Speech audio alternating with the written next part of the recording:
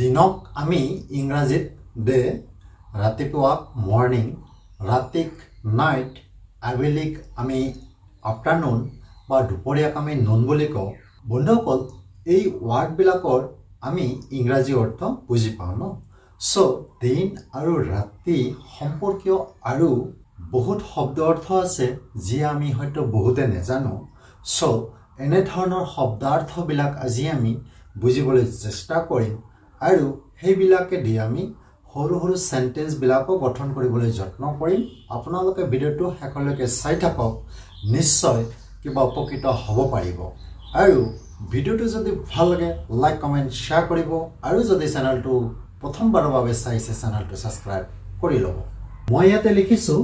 ৰাতি, মই অসমীয়াত লিখিছোঁ আৰু পিনে ইংলিছত লিখি দিছোঁ। আমি শব্দ অৰ্থবিলাক বুজিবলৈ যত্ন কৰিম, কিয়নো যেতিয়া আমি ইংৰাজীত কথা ক'বলৈ যাম বা ইংৰাজী আমি বুজিবলৈ যত্ন কৰিম, তেতিয়া এই সৰু সৰু শব্দৰ অৰ্থবিলাক আমি বুজি পাব লাগিব, নহ'লে আমি চেণ্টেন্সবিলাক কাৰেক্ট ক'ব নোৱাৰিম ন। চ' এনে কিছুমান লাগতিয়াল ৱাৰ্ড মিনিঙৰ বিষয়ে যে আমি আলোচনা কৰিম, যিয়ে আমাক ইংৰাজী শিকাত বহুত সহায় কৰিব আৰু এইবিলাক আমি প্ৰায় দৈনন্দিন জীৱনত ইউজ কৰিয়ে থাকোঁ আৰু আমি বহুতে হয়তো নাজানো। চ' আজিৰ ভিডিঅ'টোৱে হয়তো বহুত হেল্পফুল হ'ব, আপোনালোকে স্কিপ নকৰাকৈ চাই থাকক। ৰাতি মানে হৈছে নাইট ন। যেতিয়া আমি চেণ্টেন্স এটা গঠন কৰিম তেতিয়া আমি এট নাইট লিখিব লাগিব। ডেট মিনছ এট নাইট মানে হৈছে ৰাতি, আজি ৰাতি, ৰাতি মানে হৈছে এট নাইট। আকৌ আজি ৰাতি হ'লে আমি এইটো কি ক'ব লাগিব? টু নাইট মানে হৈছে আজি ৰাতি। যোৱা ৰাতিক আকৌ আমি কি বুলি ক'ম? লাষ্ট নাইট মানে যোৱা ৰাতি। মাজ ৰাতি, ডেট মিনছ মধ্যৰাতি, মাজ নিশা যেতিয়া আমি কওঁ ন, তেতিয়া আমি ক'ব লাগিব এট মিডনাইট, তাৰমানে হৈছে মাজ নিশা, মাজ ৰাতি, মধ্যৰাতি ন। আকৌ শেষ ৰাতি, যেতিয়া আমি শেষ ৰাতি বুলি ক'ম তেতিয়া আমি কি ক'ব লাগিব? At dawn. ইয়াতে লক্ষ্য কৰিব আমি ৰাতিৰ ক্ষেত্ৰত এট ইউজ কৰিব লাগিব প্ৰিপজিশ্যন হিচাপে, কিয়নো ইয়াতে চাব এট মিডনাইটটো ইমান দীঘলীয়া সময় নহয়, শ্বৰ্ট পিৰিয়ড হয়, সেইকাৰণে আমি এট ইউজ কৰিছোঁ। At Don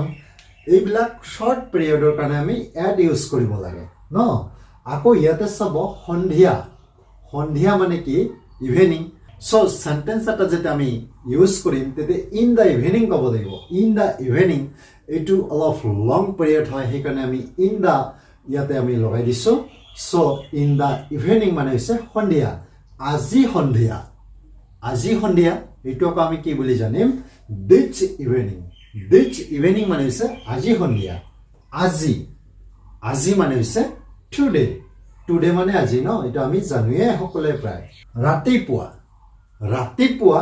in the morning, ইয়াতে চাব আমি ইন দ্য ইউজ কৰিলোঁ এইকাৰণে মৰ্নিংটো এটা দীঘল পিৰিয়ড হয়, লং পিৰিয়ড হয়, যে ৰাতিপুৱা বহুত সময়লৈকে থাকে, যে সেইকাৰণে আমি ইয়াত ইন দ্য ইউজ কৰিছোঁ। In the morning, in the evening এনেকৈ আমি লিখিব লাগে। ইন দ্য আফটাৰনুন, যেতিয়া আমি লং পিৰিয়ড বুজাম তেতিয়া আমি ইন দ্য ইউজ কৰিব লাগিব সময়টোৰ আগত। চ' আমি বুজি পালোঁ যে ৰাতিপুৱা মানে হৈছে ইন দ্য মৰ্নিং। আকৌ আজি ৰাতিপুৱা এইটো আমি কি বুলি জানিম? দিছ মৰ্নিং মানে হৈছে আজি ৰাতিপুৱা। আকৌ ইয়াতে চব দুপৰীয়া, ডেট মিনছ দুপৰীয়াক এইটো আমি কি বুলি ক'ম? এট নুন। ইয়াতে চাব আমি এট ইউজ কৰিলোঁ নুন, ডেট মিনছ দুপৰীয়া শ্বৰ্ট পিৰিয়ড হয় এইটো, চ' সেইকাৰণে আমি এট ইউজ কৰিছোঁ। আশা কৰিছোঁ বন্ধুসকল নিশ্চয় বুজিব পাৰি আছে। আবেলি মানে হৈছে ইন দ্য আফটাৰনুন। আমি চেণ্টেন্সত গঠন কৰিম তেতিয়া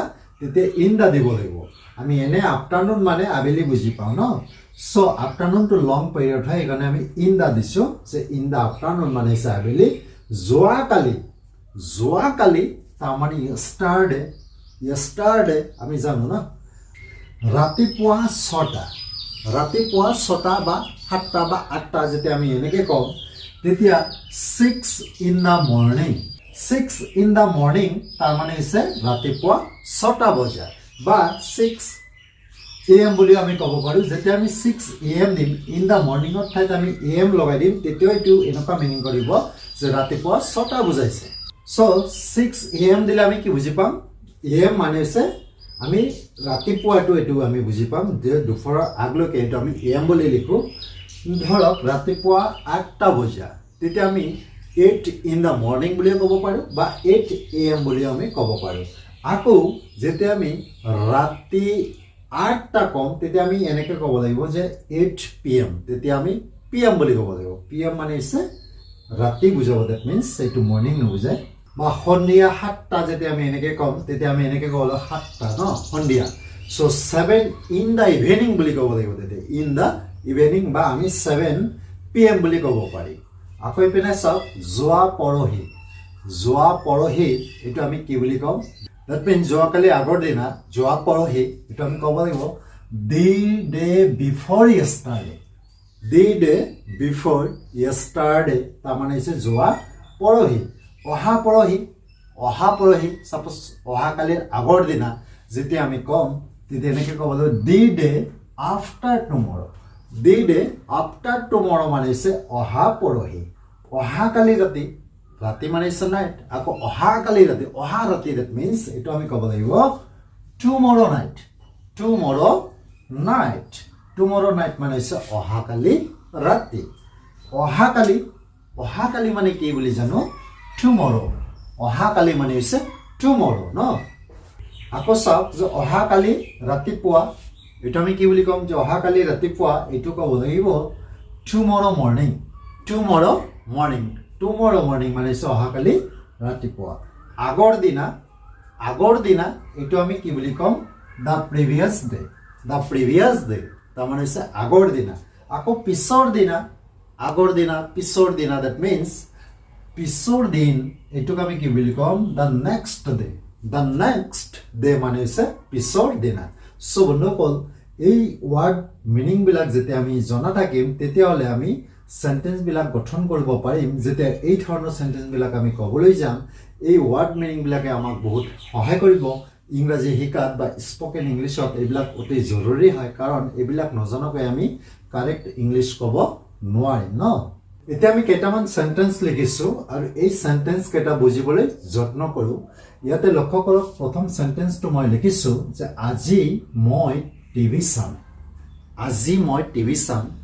সো আজি মানে হৈছে টুডে আমি প্ৰথমতে টুডে লিখিব পাৰোঁ বা টুডেটো আমি পিছতো লিখিব পাৰোঁ ন সো এনেকৈ আমি লিখিব পাৰোঁ যে টুডে দ্যাট মিন্স আজি আমি ইয়াতে কমা দিলোঁ মই টিভি চাম দ্যাট মিন্স এইটো ফিউচাৰ টেন্সত বাক্যটো গঠন হৈ আছে সো আমি ফিউচাৰ টেন্সত গঠন কৰিব লাগিব আমি প্ৰথমতে ছাবজেক্টটো দি দিম আই মানে হৈছে মই ছাবজেক্টটো দি দিলোঁ এইবাৰ ফিউচাৰ টেন্সৰ কাৰণে আমি ছাবজেক্টৰ পিছত উইল এটা দিব লাগিব যে আই উইল এইবাৰ চাম ন দ্যাট মিন্স টিভি দেখিম সো টিভি চোৱাৰ ক্ষেত্ৰত এইটো ৱাচ বুলি দিব লাগিব ৱাচ মানে হৈছে টিভি চোৱা মুভি চোৱা তেতিয়া আমি বহুত সময় চাই থাকোঁ এনজয় কৰোঁ দ্যাট মিন্স এনজয় উপভোগ কৰোঁ তেতিয়া আমি ৱাচ বুলি দিব লাগে আই উইল ৱাচ এইবাৰ আমি টিভি লিখিলোঁ যে today I will watch TV যে আজি মই টিভি চাম এইখিনি সেন্টেন্স জাষ্ট আমি টেন্স অনুযায়ী গঠন কৰিলোঁ ফিউচাৰ টেন্সত থকাৰ কাৰণে এবাৰ টুডেটো আমি পিছতো দিব পাৰোঁ যে আই উইল ৱাচ টিভি টুডে এই ধৰণে আমি সেন্টেন্সবিলাক গঠন কৰিব লাগিব সো আমি আজি মানে হৈছে টুডে ইয়াৰ অৰ্থটো আমি বুজি পাব লাগিব ন মই সদায় ৰাতি কিতাপ পঢ়োঁ ইয়াতে চাওক ৰাতি মানে হৈছে নাইট সো এই সেন্টেন্সটো আমি কেনেকৈ গঠন কৰিম মই সদায় ৰাতি কিতাপ পঢ়োঁ দ্যাট মিন্স এইটো এটা ৰেগুলাৰ একশ্যন বুজাইছে যে বৰ্তমানত হোৱা কাম বুজাইছে হেবিট দ্যাট মিন্স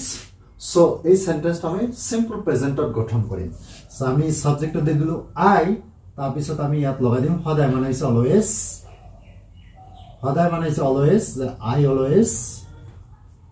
মই সদায় কি কৰোঁ পঢ়োঁ ইয়াতে ভাৰ্বটো আমি দিব লাগিব ভাৰ্বটো আমি বেষ্ট ফৰ্মত দিব লাগিব প্ৰেজেন্ট টেন্সত দিব লাগিব পঢ়োঁ মানে হৈছে ৰিড আই অলৱেজ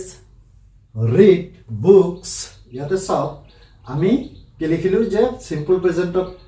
আমি বাক্যটো গঠন কৰিলোঁ ৰিড এইটো আমি ভাৰ্বৰ বেষ্ট ফৰ্ম লগাই দিছোঁ যে আই অলৱেজ ৰিড বুকছ মই সদায় কিতাপ পঢ়োঁ এইবাৰ চাওক ৰাতি সো ইয়াত আমি দিব লাগিব এট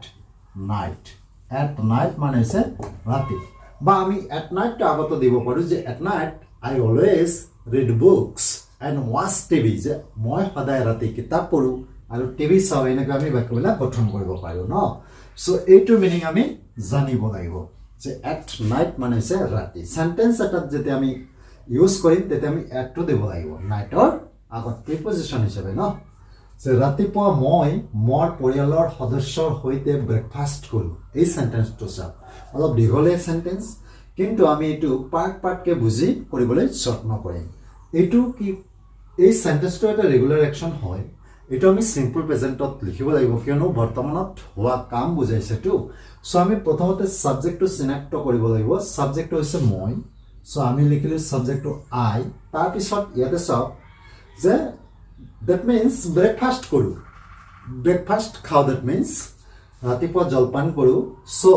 breakfastৰ ক্ষেত্ৰত আমি দিব লাগিব have যে I have breakfast that means মই breakfast কৰো এইবাৰ চাওক যে মোৰ পৰিয়ালৰ সদস্যৰ সৈতে so এবাৰ আমি দিব লাগিব যে I have breakfast এবাৰ আমি দিব লাগিব সৈতে মানে হৈছে উইথ ইয়াতে লক্ষ্য কৰিব সৈতে মানে হৈছে উইথ কাৰ সৈতে যে মোৰ পৰিয়ালৰ সদস্যৰ সৈতে চ' আমি এবাৰ দিম যে উইথ মাই মানে হৈছে মোৰ উইথ মাই ফেমিলি মানে হৈছে পৰিয়াল ন যে পৰিয়ালৰ সদস্যৰ সৈতে যে উইথ মাই ফেমিলি মেম্বাৰ্ছ মানে হৈছে সদস্য ন উইথ মাই ফেমিলি মেম্বাৰ্ছ এইবাৰ আমি সময়টো দিব লাগিব ৰাতিপুৱা that means in the morning so আমি ইয়াত দিলোঁ যে in the morning যে ৰাতিপুৱা মই মোৰ পৰিয়ালৰ সদস্যৰ সৈতে কি কৰোঁ ব্ৰেকফাষ্ট কৰোঁ যে I have breakfast with my family members in the morning এই ধৰণে আমি চেণ্টেন্সবিলাক ইজিকৈ বুজি লৈ আমি পাৰ্টকৈ যদি বুজি পাওঁ তেতিয়াহ'লে চেণ্টেন্সবিলাক গঠন কৰিব পাৰিম বা আমি ক'ব পাৰিম ন